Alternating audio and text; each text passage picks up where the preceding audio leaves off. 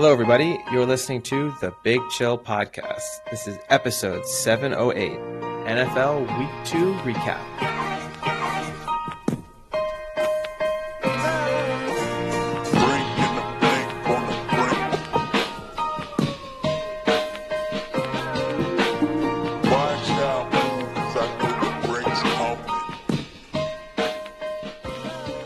Hello, Big Chillians. Welcome back to the Big Chill Podcast. I'm Frank, joined with Eddie. Eddie, how's it going? Yeah, things are going pretty well. Just about recovered from a weekend filled with upsets. But aside from that, things are pretty good. Not a good betting day. But I definitely owe you an apology. So unlike you, I am honest and forthright when I call you out on something that you say, but then you happen to be right. You were right. Sam Darnold is the better quarterback between him and Brock Purdy. I mean, that was as obvious and as clear as it can get. And I apologize. You told me from the beginning that Sam Darnold could be the starter for the Niners. And I didn't listen. But he fucking should have stayed in the Niners because he'd be the starter now.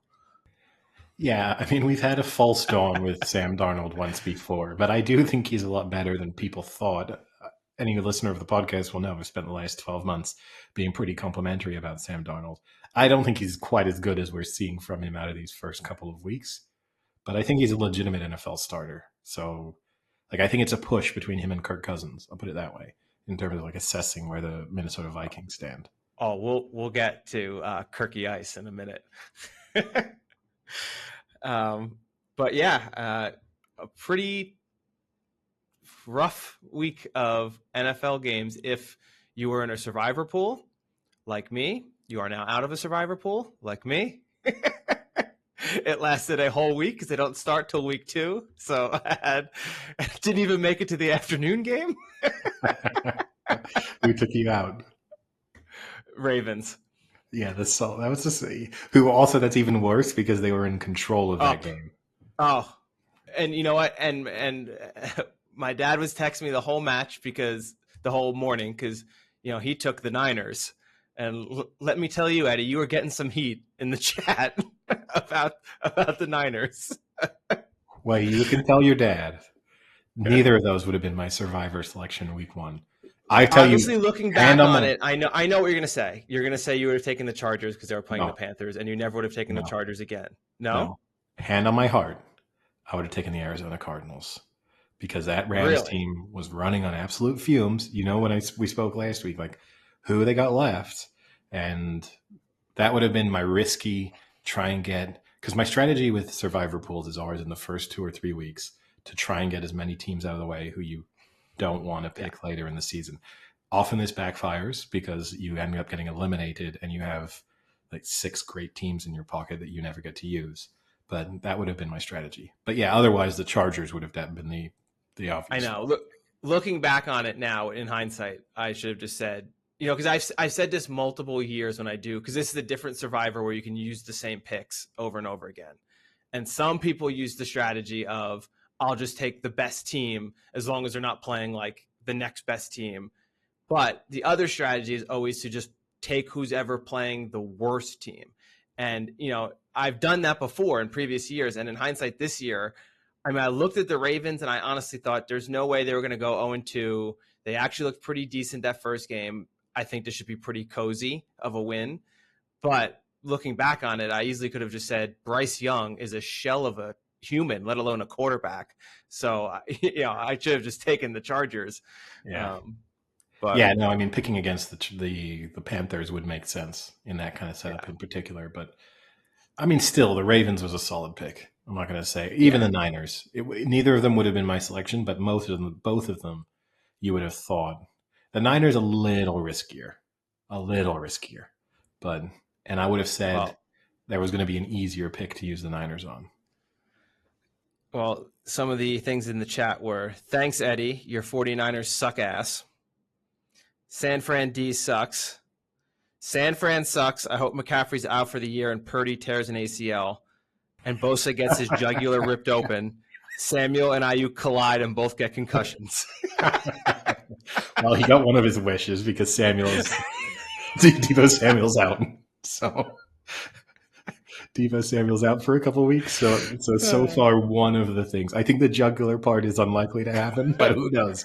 Who knows? For But those who are new to listening, the jugular is a reference to Kevin Gilbride, for whom my dad screamed so hard at the television, our friend of the podcast, Tim, almost shat himself. but I want to clarify there. I don't think Tim is a friend of the podcast. He's a friend, and we have a podcast, but not friend of the podcast. So, Sure, I guess that's true. But yeah, Deebo Samuel is out with a calf strain, so a couple weeks without Deebo, a couple weeks without Christian McCaffrey. So the 49ers do have a few problems to solve on the offensive side of things. Well, let's start then, I guess, with the NFL games. And I want to do a little something different because the way the games broke down is actually quite interesting. That there was a lot of teams that went to 2-0 and teams that went to 1-1, and then very separate was a lot of teams going to 0-2 and potentially ruining their chances. So I want to start with the 2-0, 1-1 games, and I'm going to give you some choices here. So the first one obviously is the Bills and the Dolphins. Bills 2-0, Dolphins now 1-1. Is that due to a good Bills team, a fluke in the fact that the Dolphins just didn't play as well, or that the Dolphins are actually complete trash? This is probably the toughest one to answer because the landscape of that answer changed significantly with the Tua injury, sort of 3/4 which we talked about already. So yeah, I'll say I'll lean more towards the Bills being very good.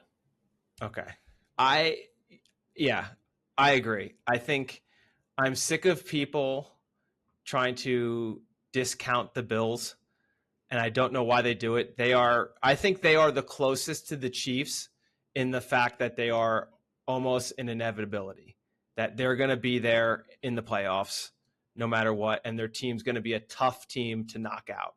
It's not saying they don't consistently get knocked out, but they are not going to be like a walkover if they make the playoffs. So I think I would agree with you there. All right, next one.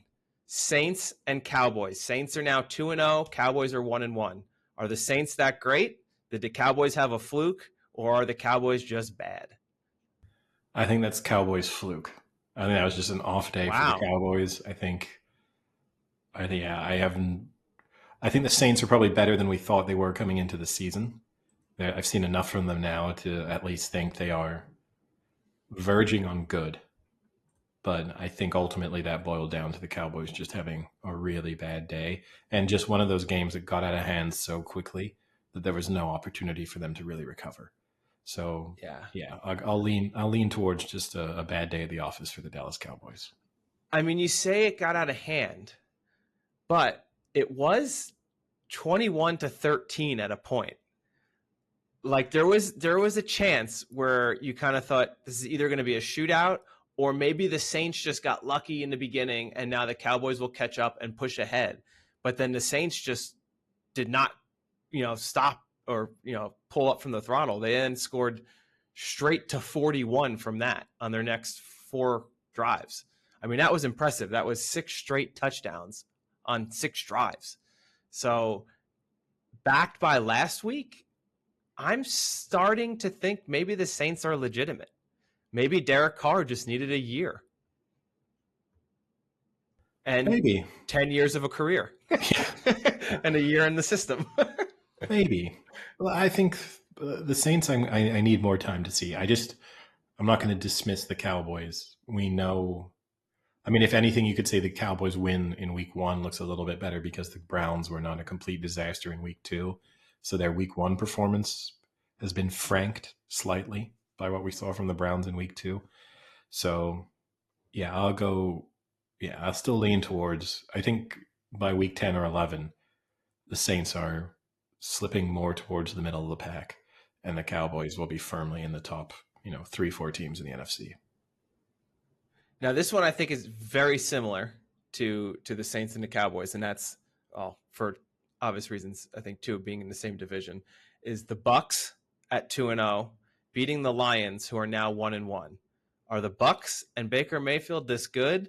Was this a Lions fluke, or should we be worried about the Lions long term?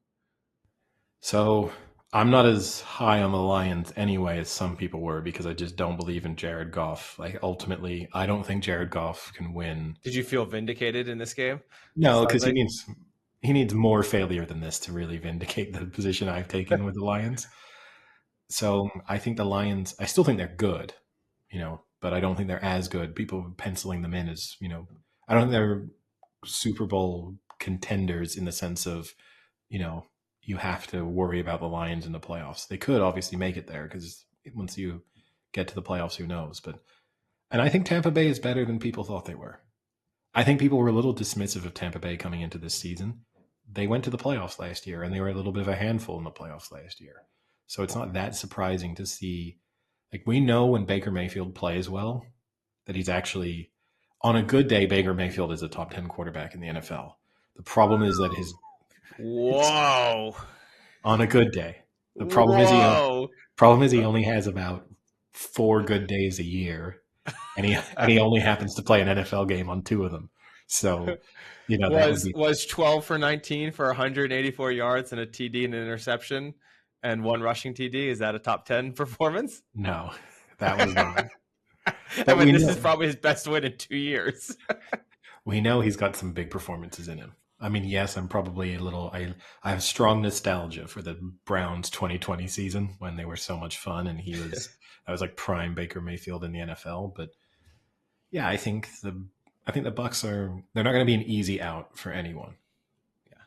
No, I actually, for all the jokes aside, I kind of do agree with you with Baker Mayfield. I think at some point he's kind of one of those QBs who you define as like a winner. He's not going to be the MVP, but he's going to find you ways to win games and not let you lose games. Like, he's a gunslinger, but he's like a conservative gunslinger. So yeah, I have a lot of respect for Baker Mayfield. I think he's kind of toughed it out through some rough years and is finally starting to be on a good team here, at least. But for me, I think this is a fluke by the Lions. I don't get how they lost this game. Aiden Hutchinson had 4.5 sacks alone. You lose this game. They out yardaged them 463 to 216. They doubled them in yards and held them to 216 yards of total offense and still lost. I think a lot of it is, I don't know why when you look at the stats, Jared Goff took 55 pass attempts when they ran the ball for an average of 5.1 yards. Why are you throwing 55 times when you're averaging 5 yards a carry? And I think this is one of those teams where I saw a bunch of teams this week that actually stuck to the run game and it won them. I mean, you look at the Packers. I don't understand why a team that plays against Malik Willis doesn't throw 10 in the box and try and prevent the run, but the Packers ran the ball down their throats and won that game. And here, the Lions were running well and didn't just stick to the script. But I think they'll be okay. I still think they're a good playoff team, and I think they're a solid team on both sides of the ball. So I'm not too worried for this. I'm more worried for my bet of the Falcons winning the division when now the Bucks are 2-0. Although the Falcons are only a game back, but it's tough when you would have been more worried had the final 90 seconds of the game last night not happened. I can't wait to get to that, but we'll get to that later. All right. Okay. The next one of these games is the Vikings, who are now 2-0, who beat the Niners, who are now 1-1. Where do you stand on this? Is this more of a fluke, more of the Vikings being legit, or is this more a worry of what the Niners could be this season? No, I'm not worried about the Niners. Like, I do think they've always had 1 or 2 subpar performances in them under Shanahan. This is one of them. And realistically, the score was flattering to them, right? Because had they not had that forced fumble as the Vikings were going in to go, even further up, this could have easily been basically a blowout and was in terms of how the game itself actually flowed. I'm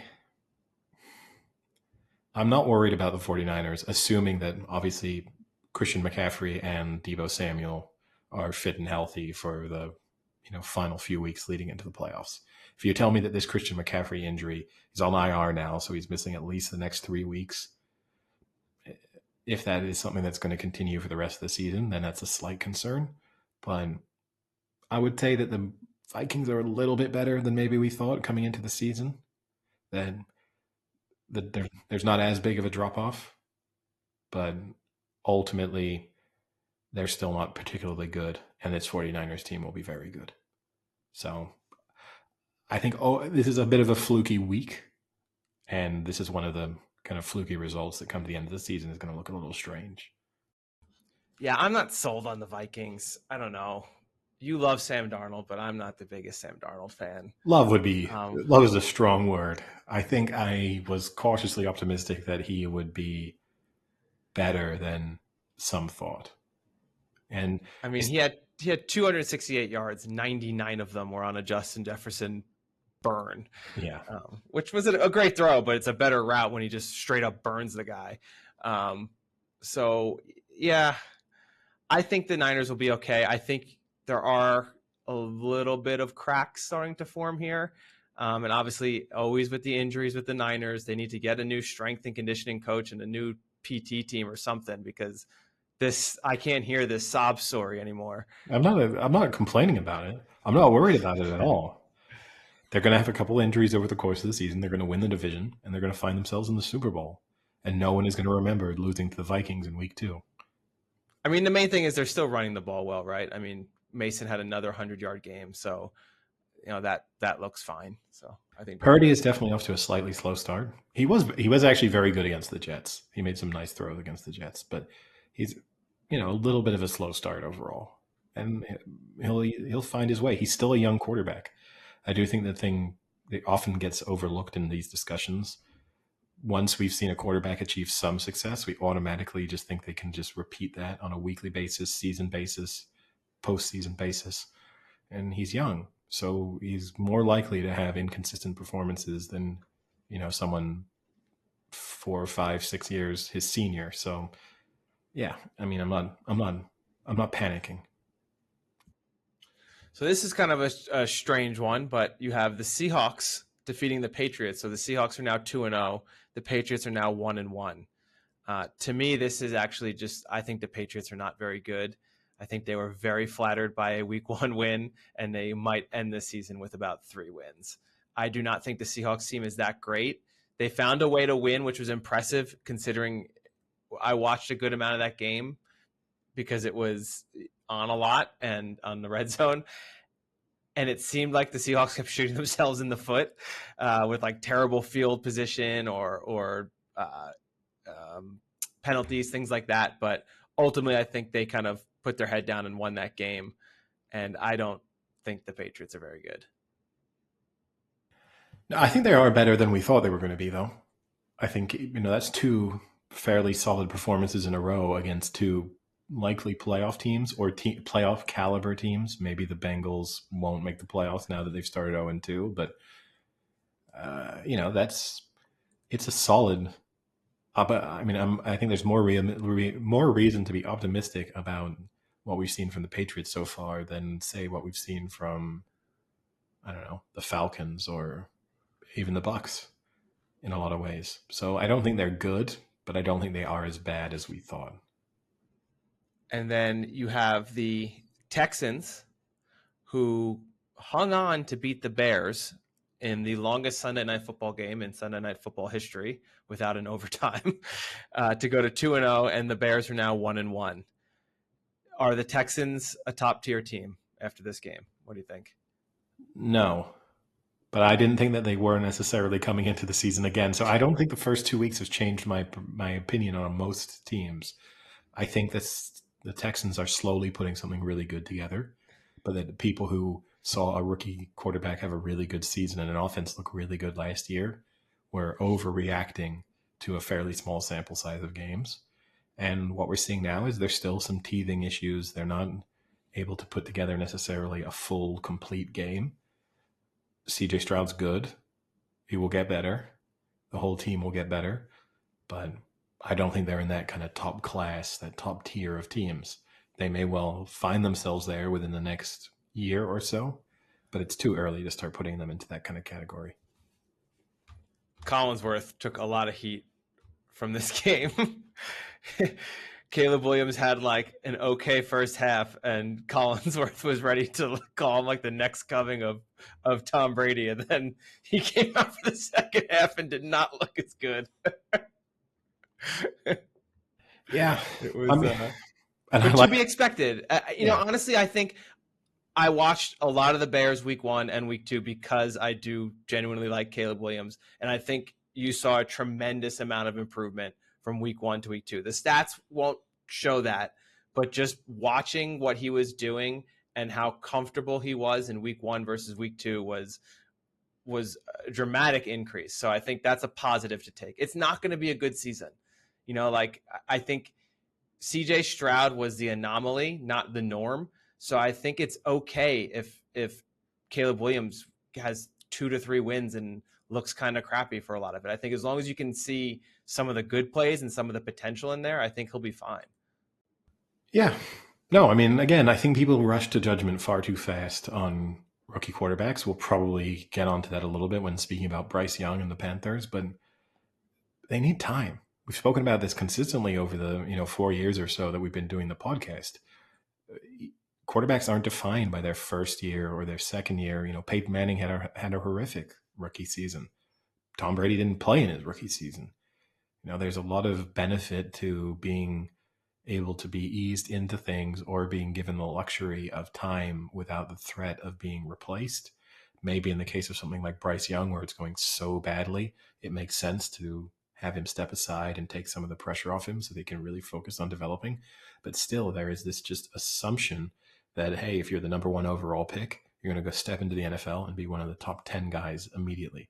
It doesn't make any sense, because it would imply that the shelf life of a top NFL quarterback is like 4 or 5 years, because otherwise you would be replaced by the number 1 pick. Like, you can't be a top 5 quarterback for 15 years and then also expect that every new number 1 overall pick, number 2 overall pick is going to be competing for that type of spot within a year or two. The math doesn't add up. But yeah, just deserves a bit of time. Yeah. So then moving on from those games, we now have a lot of teams that are also 1-1 and a surprising amount of teams that I think a lot of people projected to be better sitting at 0-2. So I'll go through the 1-1 teams and you kind of give me what you think. So here are all the teams, and we can kind of then go a little slower. So the Packers, the Jets, the Commanders, the Browns, the Cards, the Falcons, and the Eagles, and the Raiders are all 1-1. Any of those teams you think are legitimate contenders there? Contenders to win the Super Bowl, or like will find themselves in the playoffs? Find themselves in the playoffs. The Eagles obviously have a good chance. The Browns have a good chance. The Packers, it obviously will probably come down to how healthy Jordan Love is and how soon he's back at full speed. But if realistically he's back in a month, then they definitely have a chance. Maybe I'll ask this the other way. Let's do this the other way. Do the Commanders at 1-1 have a chance to make the playoffs? No. Is that their only win? I don't think it's their only win, but it's going to be close to their only win. Obviously, the New York double did not come through this weekend. The New York double. Well, little did we know, we got screwed because we didn't get the insider information that Graham Gano was injured going into the game. And then the Giants' great front office decided, let's fucking wing it. We don't need a backup. What's that, Graham? You think you're going to be injured mid-game? Screw it. We'll just go for 2. That did not work out well. The first team in NFL history to score 3 or more touchdowns and not let the opposing team score a touchdown and lose the game ever in the history of the NFL. Yeah, no, it was kind of, if you told me some of the things that happened in that Giants game were going to happen, I would have felt even more comfortable about the New York double. And obviously the Jets did do their part. So it was a 50% success rate on the New York double. But does that count? No. But we'll figure it out. We'll have to have another very intelligently branded bit of betting for the future. Then what about the Raiders at 1-1 with Gardner Minshew at the helm? No, frisky, but not a playoff team. In part Yeah, I don't due think to so. their division, right? Like, because the Chargers are going to be decent and pick up a lot of wins against bad teams, and the Chiefs are the Chiefs. So their path to the playoffs is not easy.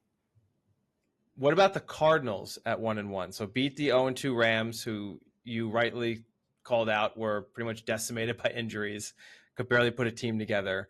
But you can't hold it against the Cardinals, who have now put up 2 high-scoring games, got Marvin Harrison Jr. into this one, and going through 2 weeks now, Kyler Murray is second in the NFL in QBR rating with 91. Yeah, Kyler Murray definitely looks better. He looks back to kind of his best, which we've seen from him in the past. Again, I'll say with the Cardinals, they're better than I thought they were going to be, because I thought they had the possibilities of being one of the worst teams in the NFL. That's obviously not going to happen. They're friskier and better than that. But no, I don't think they'll find themselves in the playoffs. And then how about, I think this is a tough one here. The Packers at 1-1 beat the 0-2 Colts. Now, I don't think anyone thought the Colts were going to be a great team.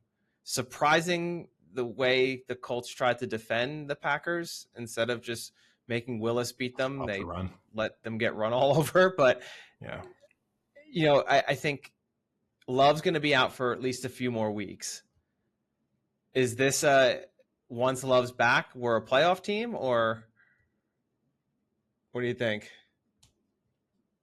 Well, we did say, right, when the Love injury happened, that they actually had a pretty favorable next 4 or 5 games where they didn't have to be too great to maybe go 3-2 and keep themselves in the playoff picture.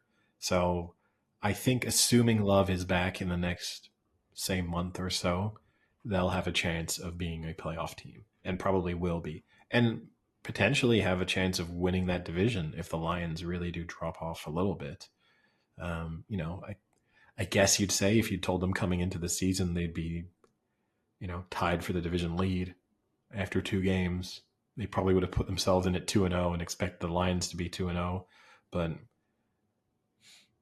yeah, I think it's too early to say. It depends on how severe the Love injury is. And it's kind of unclear based on the noises coming out of Green Bay. Yeah. Jets made it to 1-1. Titans fell to 0-2. I don't think anyone thinks the Titans were going to be a playoff team anyway, and I think this is kind of what we expected from the Titans. Will Levis is a bomb of a clusterfuck that is amazing to watch in real time. But I'm not impressed with the Jets now. 2 games. I mean, they got bailed out here. They got bailed out. Yeah, 2 teams have been bailed out against the Titans by Will Levis. I want to say one thing. I do think Brian Callahan, the Titans head coach, I thought his comments post-game inappropriate. Like, for a young head coach, that's not a good sign. For him to be openly calling Will Levis out and saying his decision-making cost them 2 weeks in a row and that he's, shouldn't be doing... those are conversations you have in private. Obviously, I don't expect him to defend those particular plays, but the extent to which he was happy to throw Will Levis under the bus, I think if I'm a Titans player, I'd be like, oh, okay, I see how it is. We've got no protection here from our head coach, which means, if the pressure gets on the head coach later on, it would be interesting to see how many players there are rushing to defend him and, say how wonderful the atmosphere is in Tennessee. But, yeah, I think the Jets are middle of the pack, and they'll beat some good teams once or twice, but realistically, they're going to get most of their wins against the bottom feeders in the league. And I don't think any real good. I think we saw from how the Niners manhandled them in week 1 that if they were in the playoffs somehow, I don't think anyone would be scared of them. Yeah. And Rodgers again didn't look spectacular. He's still able to make those throws sometimes that are super impressive, but just his pocket presence doesn't look great. He's definitely not scrambling like he used to back in his prime. I mean, that's clear. So I'm out on the Jets. I don't think the Jets make the playoffs. This Thursday we'll go. I didn't predict them at the start of the season, but I'm still I'm sticking to I'm doubling down. That's my New York double. Okay. I bet them at week 0 they aren't going to make the playoffs. And now week 2, I'm doubling. And the Giants aren't making the playoffs either. That's your real New York double. But I want to see again. We were saying don't overreact to week 1. You shouldn't overreact to week 2 either, right? Like it's not. It's still a very very early in the season.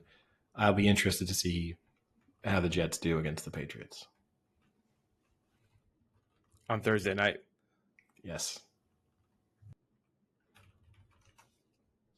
Okay, and then the Browns you mentioned you think are okay. The Browns beat the Jags 18-13. What were you impressed about the Browns? You think they're a playoff team? Their defense is one of the best in the league. Like there's no doubt about that. You know, they can get pressure on anyone. They can cause, you know, they can get sacks. They can force turnovers. They can have their defense score points. So that's going to be the thing. If Deshaun Watson can improve even a little bit more, they're going to be competitive. We saw that with Joe Flacco last year. Joe Flacco was not amazing for the Browns. He was just decent, and their defense is good enough that decent means that they're a really hard team to beat. Because if the Browns can just score 20 points, it's going to be hard to beat them. And that's the challenge. And that's kind of the conversation you imagine they have to be having with Deshaun Watson is like, we don't need spectacular from you. We need 20 to 24 points. And if you do that, we're going to win 10 games. And if you do that in the playoffs, we'll probably win at least one playoff game. But, you know, can he avoid shooting himself in the foot and the Browns in the process? Unclear. Yeah, I'm not. I want to see a little better performance from Watson. I understand what you're saying. I kind of do agree to an extent that if they can get to 20, they'll be in any game. But sometimes I'm nervous they can't get to 20 with Deshaun Watson. But he did play better, not like maybe borderline good, but it was better than week 1. But this is also the first team now that we've mentioned of the 0-2 teams that a lot of people were pretty high on, and that's the Jacksonville Jaguars. I was not. I don't think I predicted them to go to the playoffs, but do you think here they have any chance? I still think they have some chance just because of their division. So the weakness of their division means they don't have to improve too much to have a chance of actually, you know, and you could say that maybe they've played 2 okay teams in the first couple of weeks. Like it's not as if they've lost to the Panthers just now, but yeah, their division means they have a chance still. But I think the real conversation has to be around Trevor Lawrence at some point, in that he has had a while now to get up to speed with the NFL. This isn't his rookie season or his second year. Like you would expect better out of him, and he makes mistakes, really bad mistakes at really crucial moments. So holding onto the ball for a little too long for the safety was a bad mistake, and then just in a couple of their red zone appearances, he made bad mistakes, and then also just in that final drive where they didn't really need that much. Like once they got they kind of did. We'll speak about it later, but like with the Falcons, I think NFL teams make it too easy in those late game drives for teams to get to like midfield with the kind of prevent approach that they take, and also leaving the sideline super, super open, which is the part I don't understand. But they make it really, you'll be like, oh no, they're in trouble. They're on their own 10-yard line and they only have 1 minute and 30 seconds left. And then all of a sudden it's like, well, they're on the 50 and they have 1 minute. So actually, I don't know. They need to slow down now. Yeah.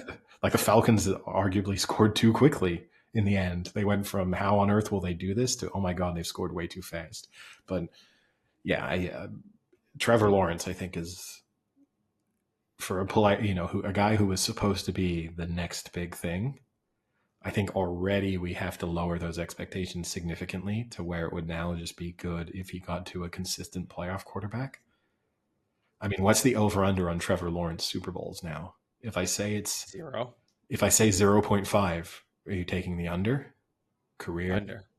Yeah, that would have been almost unimaginable on the basis of how he was spoken about when he was being drafted, right? Like this was a trade everything you've got to try and have that first pick, but yeah, they may still make the playoffs just because of that division. And then the other 2 1-1 teams that you kind of just mentioned were the Falcons and the Eagles. This is a tough game because Eagles fans will argue, had Saquon Barkley just caught that ball, this game's over. I would counter that by saying I watched the majority of that game, and I thought the Falcons were the better team the majority of that game. The Eagles had 1 to 2 drives where, and this is what happens every Eagles game. They have 1 to 2 drives where you watch and you say, man, that was so easy. How can anyone stop them? And then they just have 70% of their drives are just shit, and they're not that good. Versus the Falcons, I think at one point had 5 straight scoring drives. They just couldn't cash in when they got close. Like, if anything, I think the Falcons consistently kicking field goals kept the Eagles in this game. I thought the Falcons were the better team. So I think the Falcons, even if they were 0-2, they could have walked away from this game saying, we let that one get away from us, but I think we outplayed them. But to get out of that now at 1-1 and feel that they outplayed them, I think they're going to be a pretty confident team. Now, I don't think they're going to get very far in the playoffs because I don't think they're that great, but that division is weak, and I think they can make the playoffs. Maybe. I need to see, as I said, I'm not going to overreact to week 2. I do agree with you that the win wouldn't have been a good one for the Eagles, even if they had held on. But it's true, had Saquon Barkley held on to that pass, then they win that game. I've got to say, I don't understand the decision. This is a difficult one. I don't understand the decision to pass. I do, in the sense that the play call in the end was kind of perfect. Saquon Barkley is wide open. All he has to do is hold on to a simple catch. And, all right, he's probably going to end up out of bounds, which is going to stop the clock, but they can still just run. I mean, maybe he scores on the play. It's possible, but actually you don't want him to score. But so you can kind of look at that and say, well, why question the play calling when it was the execution, the decision making that cost them? But there's 1:40 left. The Falcons have no timeouts. You're on their 5-6 yard line. Just run the ball twice. You need 3 yards for a first down that ends the game. Even if you don't get it on either of them, already you run another 45-ish seconds off the clock, so you put them at 55. You're saying it. Just clarify. You're saying instead of even kicking the field goal on that fourth down, you go for it. Yeah, and there's a big reason I would go for it too. So one is, you go for it twice. Worst case scenario, you've turned the ball over on the Falcons. Let's say their 5 yard line with about 55 seconds left, and they have no timeouts, which is a very different play calling scenario to 1:40 in terms of your ability to not throw to use the middle of the field. You are then getting limited to, we need to throw to the sidelines, because a complete pass over the middle of the field is going to run 15-20 seconds off, and we're going to run out of time really, really quickly. The other thing is, I think you kind of... And worst case scenario is if the Falcons get down there and kick the field goal, they tie. Yes. They're not winning the game. And I think it leads to more conservative play calling from the Falcons. I almost feel like you see more teams fail to get the yardage they need to kick a game-tying field goal than you see them getting the yardage they need to get a game-winning touchdown, because it leads to much more conservative play calling, because you think in your mind, like, we just need 30 yards, 40 yards versus, and when you really think about it, they would have been on their own 5, so they probably need 50 yards minimum to feel like they can kick a field goal, where you're kicking off to them, up 6, and they need basically the same from, they're going to get the ball on their own 30.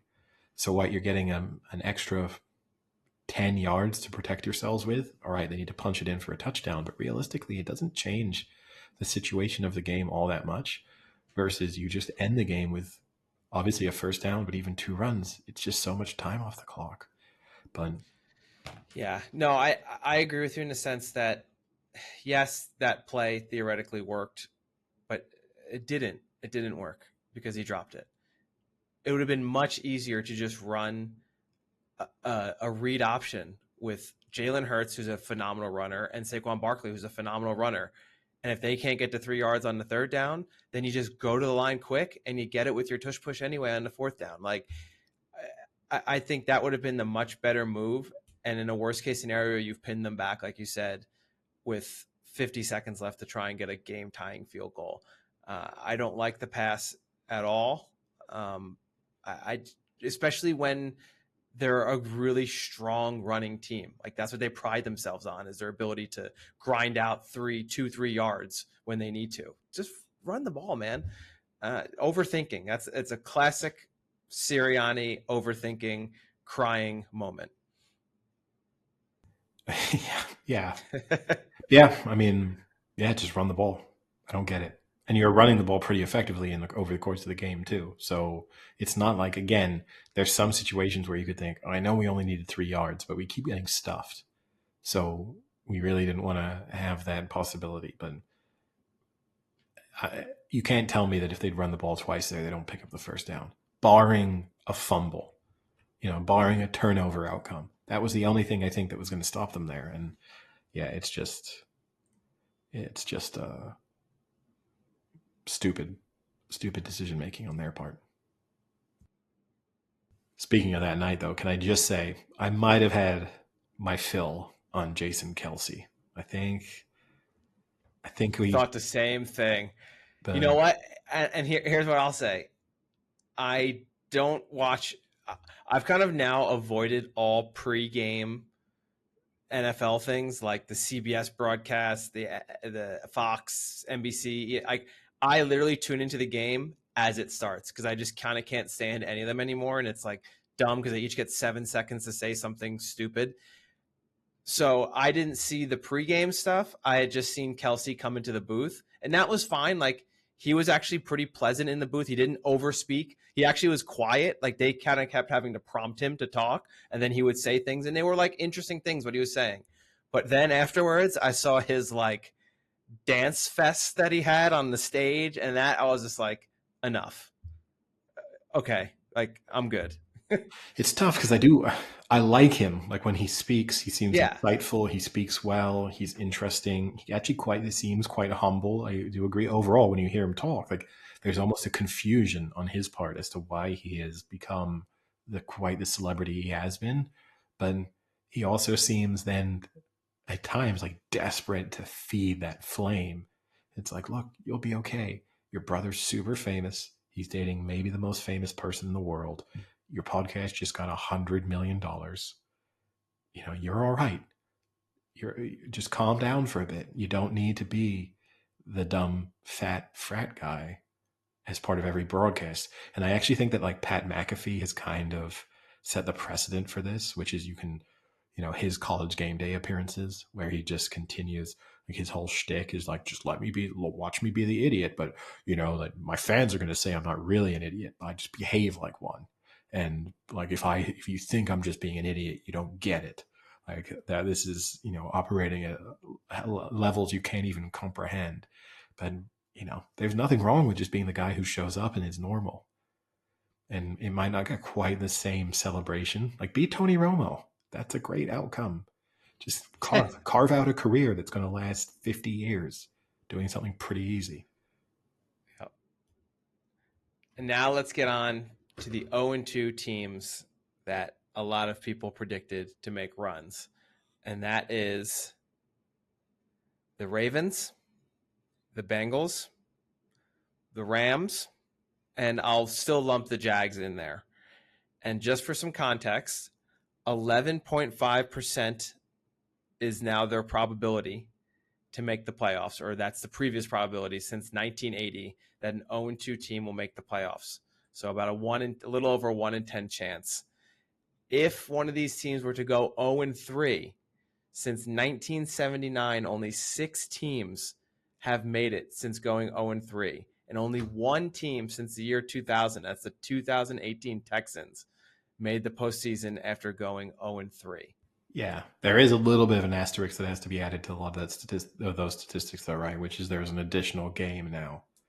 So even with that game, I think it was, if you backed up an additional, since 2000, only the 2018 Texans made it. If you changed it so that it always had been the same amount of wildcard teams, only one additional team would have made it in the last 25 years, even with the additional team. So again, 0-3 is pretty much a death sentence. Yeah, so their statistical chance. And they all have very difficult schedules coming up. Yeah, so right now the Ravens have a 23% chance of making the playoffs, and the Bengals are 18% based on current standings and what their schedule looks like. So it doesn't look good for either of them. I guess the weird thing to kind of throw into these calculations is the fact that they're in the same division. So it's like, how do these two things play together? That you have these two 0-2 disappointing teams, but then they're in the same division, and the division winner has to make it. And are the Steelers going to win that division? I mean, like, are you? No. So we'll get to 2-0 teams soon. So I still think I think the Bengals are done, because I just don't think they're quite good enough, and they're not good enough to go on the type of run they now need to be a playoff team. I think the Ravens might have enough in them to do this, but we'll know more. The tough thing is they're playing the Cowboys this Sunday, and that's going to determine a lot. Yeah. So to get into the schedules, you have the Ravens coming up, have Cowboys, Bills, Bengals, and then Commanders, Bucks, Browns. So out of those next 6, only one is maybe a gimme in the Commanders. I mean, the Browns we think are decent. The Bucks are 2-0. The Bengals could be crap, or they could be fighting. I'd be stunned if they lost to the Commanders or the Bucks, I have to say. I think they will beat. I think they'll win 4 of those, probably. So it'd be 4-4 after 8 weeks. Yeah, which means the Bengals, I think, have a slightly easier part where they play the Commanders, the Panthers, then the Ravens, the Giants, the Browns, and the Eagles. So they should win 3 of those games and maybe sneak in 1 more. They could also be 4-4. Maybe. Yeah, maybe. The Rams, however, are now 0-2 and now play the Niners, the Bears, which is winnable, Packers, Raiders, which is maybe winnable, Vikings, and Seahawks. I can see them 2-6. You say winnable, but it does depend on the health status of several of their players. So, like, I'll say it now, they're definitely losing to the Niners this week. They're 0-3. Oh boy. Yeah, I'll stake everything. I won't appear on the podcast next week if the Niners have lost. I'll say that now. It will just be you speaking to yourself. Can I call Sam? Okay. You can have Sam on. If the Niners lose, Sam can make a reappearance for 2 episodes, and I won't be here. But yeah, I think it depends. They could easily find themselves 1-5 if they're, or even 0-5, 0-6 if they are not healthier soon. Yeah, and then I guess I'll just throw in the Jags as well. Bills, Texans, Colts, Bears, Patriots, Packers. It's a pretty tough run of games. So I think, 3-4 or 3-3 would be good. A good outcome. Yeah. If they're 2-4 seems more likely. If they're 3-5 after 8 games, they'd be pretty happy at this point, probably. Sorry, 3-5. Yeah, 3-5. Yeah.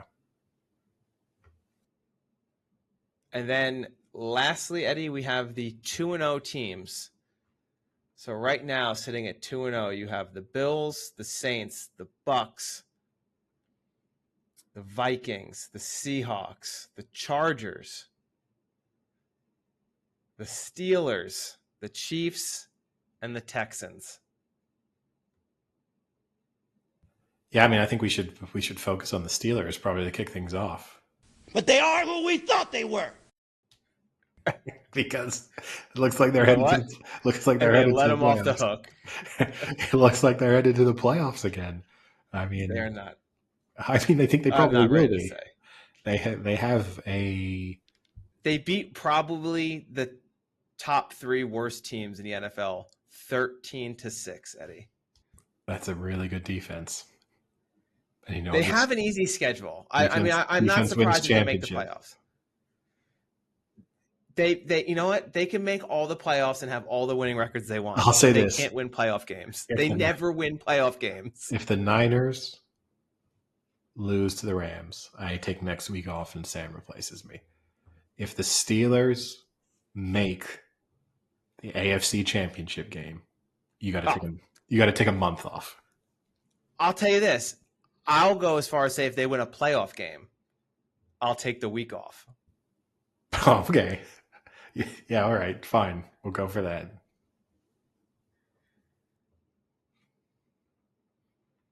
But I'm not impressed. Yes, their defense is good, but their offense is atrocious. Elsewhere for those teams, I don't know, the Chiefs, I think I got to downgrade the Chiefs slightly based on what I saw against the Bengals. Like compared to, I came in, they're sort of back to where I thought they were preseason for me. Oh, here we go. Which was why do you continue to doubt the Chiefs? Because I don't. Is it because you're a Niners fan, you just can't get over it, or what is it? This is rich coming from the guy who's just spent time telling us why the Steelers, who are now odds on to make the playoffs, are not going to. The Steelers are like 1-9 in their last playoff games. Still, the Chiefs have won 2 straight Super Bowls. I don't think they're that good. That's the reality. I'm just going to stick to it. I don't think they're that good. But can I say this? That is 100% a pass interference penalty. Agreed. I am so sick of this, and I don't have skin in the game. I'm not like a diehard Chiefs fan, but it's so annoying with this whole the refs and the Chiefs. Here we go again, another week, another bogus call. The guy literally slams into his back a second before the ball. Slam might be. I love that. Slam might be. You can show the angle. There's an angle you can show of it where it looks like he's playing the ball, but it doesn't show the fact that he literally hits him in the back. But when you see the whole thing, it's 100% a penalty. He's there early. He hits him and causes him to not be able to catch the ball. You're done. Look, you're not wrong. I do think the Chiefs get an easy ride from the officials, but I don't. That was 100% pass interference, should be called all day long. I don't think that the Chiefs get an easy ride at crucial moments in the game. They get an easy ride over the course of the entire game with holding penalties, with false start penalties, and that's the issue. Is it actually the big plays, the big calls? Those are usually made correctly on either side of things, against them and for them. But they consistently hold, and it never gets you cannot go to 2 straight Super Bowls and have 0 holds. It's not possible. It's not possible. I would like to know how many times over the course of a season an NFL team. This is the most unhinged I've seen you. This is the inner Niners rage here. Oh my God. I'm just saying, I don't know how. I'd love to see the statistic on how many times over the course of a season an NFL team plays 2 straight games without any holding calls. And then on top of it, even in that Ravens game, you could see Harbaugh. He was so frustrated on the sidelines. Just we're getting the illegal shift, but they're doing the same thing and they're not having it called. And then the holding, they did have a few of those false starts on that fat right tackle they got, who false starts every single snap. Because obviously it was such bad optics for the NFL that he was never getting called, even though there were times he was behind Patrick Mahomes when the ball was snapped. But they've had to crack down a little bit on that. But that just means that he's getting called twice a game instead of the 55 times a game he should be called. But yeah, that's the thing. It's the consistent, the little calls that add up, not the big ones. Speaking of Harbaugh, Eddie, will we see a Harbaugh in the playoffs? But will it be the West Coast Harbaugh? I think the Chargers will make the playoffs. I do think the Ravens will too. I think we'll see both of them in the playoffs. Can I just also say on the legal shift, which obviously is an area of focus at the moment for those NFL officials, can we stop that? It's a bullshit. You can't watch the game and easily understand when a team is making an illegal shift. It's really hard, illegal formations. And so about how far back the tackle is. Yeah. So all of those penalties that they're cracking down in over the first couple of weeks, they're calling 300%, times as many of those. It's kind of makes the game a little bit unwatchable at times because you can't really see it in the moment. It's not like a false start where you're ooh, I can see that guy clearly moved early. This is a little harder to judge. And then you're just seeing a random 5-yard penalty getting thrown and a play getting called back. Maybe they should focus on hip drop tackles, which they said they would, but instead just let Joe Mixon get run over and have his. We've seen a few hip drop tackles that have not been dealt with at all. But Chargers 2-0. A little different Chargers team, I think, than we're used to. One, they're winning, and two, they're not trying to rely on Herbert to just throw for 500 yards a game. They seem to be getting a rejuvenated J.K. Dobbins here, fresh off his Ravens stint. I think they're going to make the playoffs too. It's a tough division with the Chiefs there, but I think even if you chalk up 2 losses to the Chiefs, you're going to get 2 wins versus Denver, and I think you can beat the Raiders both times. So you still get out of that division 4-2. Well, the big test is going to be this weekend, right? Because they're playing the Steelers. Oh, can't wait. That's a big. Can't wait. That's like the Frank litmus test for 2 teams in one. Can't wait. So, I don't know what I want to see more. Herbert go for 400 yards or Herbert go for 500 yards. I can't wait for seeing Herbert get sacked 7 times and lose 17-13, and then have to tell us why it doesn't count because Justin Fields only threw for 110 yards. That's the one I can't look. Like Justin Herbert had 350 yards. How did they not win the game? I can't wait for that game. Anything else you want to discuss then with the NFL? Well, I guess we quickly mentioned, right, that Hollywood Brown is out for the season. We didn't really get a chance to discuss that. So, we talked about Patrick Mahomes being surrounded by more weapons, and he's lost one of them already. So that's disappointing for him, disappointing for Chiefs fans. And then obviously, the benching of Bryce Young and Andy Dalton being an NFL starter again. That's kind of weird. Andy Dalton feels 55 to me. I know he's not that old, but he's 26. It just feels like that Bengals Andy Dalton period where they were good feels so long ago. Even though one of those games is an absolute highlight moment for me in terms of weekends I can remember, the when Burfict had those penalties to allow the Steelers to get within like that. Because I think then the following day is the Vikings Seahawks, the Blair missed field goal on the. And I think those two, like I've never been luckier in a sequence. I'm pretty sure that was the same weekend. But yeah, that Andy Dalton feels literally a lifetime ago.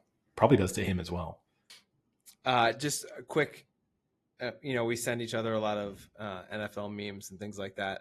One that I thought was kind of interesting I wanted to share was the last 4 Alabama quarterbacks.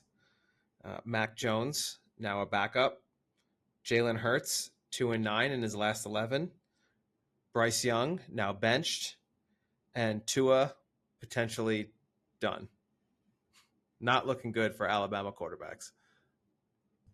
No, I mean, I do think there is some meaning to like that. There's certain programs where the quarterbacks translate into, like, I would much rather draft an Ohio State quarterback over an Alabama quarterback, regardless of how their career really looks on paper, their collegiate career really looks. But I would trust that 9 times out of 10. Other than that, I don't have many other NFL topics. No, I think that's pretty much it for now until we do our week 3 preview and prediction next episode. I think that's pretty much all I've got. Do we want to talk about Erling Haaland being a quarter of the way to a new scoring record? We can do. I mean, I don't think really Manchester City were the talking point of the weekend, right? I mean, it was a fairly workmanlike performance for them in that win over Brentford. I think the real talking point is like Liverpool slipping up in a very subpar performance where not only were they surprised in a kind of a shock defeat to Nottingham Forest, but I think Nottingham Forest certainly deserved the draw. The win may be a bit generous, but Liverpool did not deserve the win. And Arsenal, a big win in the North London derby against Spurs. But I said to former co-host Sam, I sent him a message after Liverpool slipped up, and I said, I think the Premier League title race is over now. And he said, you can't do that. It's September. You can't say it's over. I said, why not? You start doing the calculations in your mind. City are definitely getting 85 plus points. Now the 2 main title challengers have dropped points against non-top 6 sides. You have to be perfect now. Liverpool and Arsenal now have to be perfect against every side ranked 6th to 20th in the league. And then they have to be very, very good against the top 6. And still like, well, you can't say it. He agreed with all of my logic, but he couldn't say it. It's like, what? It's the same as Bayern Munich or PSG in seasons past. Like when you're watching PSG and you're like, oh, Lille just dropped points. That's the title race done. It's September 15th, title race done. And that's what it feels like at the moment in England, because City are just a juggernaut. Like, we know what they're going to do. They're probably going to get 90 plus points. So you don't have a lot of room for failure. Yeah, I mean, it's tough. I know what you're saying, but at the same time, you have to look that's Liverpool's first goal they've conceded all season. And it sucks that it's in a 1-0 loss, but I'm not pushing the panic button yet on that. I think they still, for the most part, have a good squad. Arsenal, same. They've only have one goal given up all season. So, and they drew the match that they gave up points, so that at least they got a point out of that. Not yet. One more drop and from each, and I think. Well, I'll say this: if City beat Arsenal this Sunday, Arsenal are done. Put a fork in them. Done. I don't even want them. Now I'm going to go this. If Arsenal lose on Sunday, I will not discuss Arsenal and the word title challenger, title race, champions in the same sentence. They could win the league, and I still won't be talking about it. But yeah, if they lose this Sunday, they are out of it. They're done. They'd be 5 points behind. They'd be toast. You know, like, again, because I'm going to go on form. This is a City team that, like, second half of the season are better than they are in the first half. You need to be 5 points clear of them, not 5 points behind. Like, and the counter to this is like, well, what about injuries? We've seen City have pretty sustained injuries to Kevin De Bruyne, a host of other players. Ederson at the back end of last season, we've seen they have big injuries to big players, and it doesn't matter. What about Arsenal? Arsenal can't afford to have. There's 3 or 4 players they would be irreplaceable for them. So yeah, it's boring. People want to imagine tight title races. And I'm not going to say like City are going to win the league by 15 points. The point is they're going to do what they do, and they're going to win it by 6, 7, and it will have never been in doubt in the final 2 months of the season. Should we do a live watch party with Sam for that match? No, it would be insufferable. Have to listen to his excuses or how it's unfair or something. Well, Haaland's not that good. He just scores goals. Shout out to, I don't forget who it was on ESPN, but they have the predictions for each match week. And one of the 3 people said Nottingham Forest 1-0 over Liverpool. That was nice. Good call by that person. I hope he put some money on it. He probably didn't. Because again, you just make these predictions hoping to get a bit of notoriety. Well, the other 2 were like 3-0 Liverpool. So yeah, I mean, otherwise, that is the major talking point. United 3-0. Anything there? I mean, I watched it. Optimism. Southampton aren't good, and it ultimately and it had a red, didn't they? Well, towards the end of the match, they were down a man. The turning point in that match was when Onana saved a penalty for United when it was 0-0, and then United took the lead 2-3 minutes later. So that was a huge swing in momentum in the space of about 5 minutes. And you know, probably if United had gone behind, they still win, or they at least don't lose. But for Southampton, that was a real, hammer blow to have such a good scoring opportunity and not take it. But yeah, I think United are okay. They're 5th or 6th best team, and they'll beat the bad teams, but they're nowhere near close to the good ones. Just for the record, Haaland has more goals than any club does total. I don't know. It's as if you think I think Haaland's bad. Like, I think listeners of this yeah, that's the rhetoric I want to put out there. New listeners of the podcast are going to think that I've been like a Haaland hater at some point, whereas actually I was one of those people who, when he got signed, was like, this guy is going to secure everything for City now. I actually think, in a sense, City have been surprisingly unsuccessful since Haaland arrived, in the fact that they've only won the Champions League once. But So you don't think he's good? I think he's one of the best goal scorers I've ever seen. but he doesn't have a lot more else to offer. But that's a pretty important part of the game. But he's very frustrating to watch when they sometimes need something from nothing. And he's not the type of player who can really produce that. He is sort of reliant on other people creating chances for him. He's in a team that creates a lot of chances. And you could see, like the weekend, one of those chances is created by Ederson. So now his play in that, the intelligence of his run, the way he gets in front of the defender and holds up to kind of block the defender off and create even more time for himself. Very, very intelligent. I'm not like reducing his game to simply a very good finisher, but it is mostly about taking chances incredibly efficiently. And there are other forwards I would rather have. Who would you rather have, him or Mbappe? Oh, I think it would depend on the team I was in charge of. If I got a really good team, I'd probably rather have Haaland, because you can't just, if everything else is in place around him, you're just guaranteed goals. If you told me, like if I were like Spurs, I take Mbappe. If I'm Arsenal, I want Haaland. Haaland or Ollie Watkins? Haaland. Haaland or Kane? Age would be the determining factor there. But if I could have Harry Kane at 25. This year. No, then Haaland. But Haaland or Lewandowski? I mean, Lewandowski now is, again, age is the factor. Prime. Lewandowski. Haaland or Ronaldo? Cristiano? Yeah. Oh, Ronaldo. Now? No, but Prime. Up until the age of 35, yeah. Okay. And certainly. Hey, we didn't talk about Tony going to Saudi. Yeah. I mean, wonderful for him, right? Just go off to Saudi Arabia, earn, I think he's supposed to be on £400,000 a week. Can bet so much of that. He's laying down £50,000 bets now, and probably no regulations surrounding any of the bets that he places.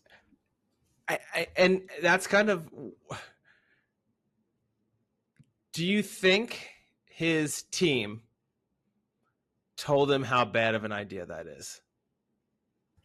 As in, you mean like his agent and like those people? Yeah. So you think his team said, "Listen, this is a shit ton of money. We can make a crap ton of it because we obviously get a percentage of whatever you get, but the optics are not great, and the fact that you're probably going to be very tempted to spend a lot of this money in things that got you into a lot of trouble previously isn't the best option." Well, I don't know if he really has a gambling problem, but he possibly does based on past events, but I don't know. But I can kind of understand why he made the move, because he really tried to manufacture a move this summer, and most of the doors kind of closed through no fault of his own in terms of who other people signed or changes that they made. So he was getting to an age where maybe those moves weren't going to materialize, and he was going to get stuck at Brentford, which is not the worst place to be. It's still a Premier League club, and he's earning good money. I can understand why you then take the huge paycheck. It's probably never going to be there again. Is this a 1-year stint? You think, is this like one and I think one he's and back stuck there? I don't think he holds enough of a reputation to warrant someone trying to bring him back. So I think he's stuck there, unless he really tried to force his way out.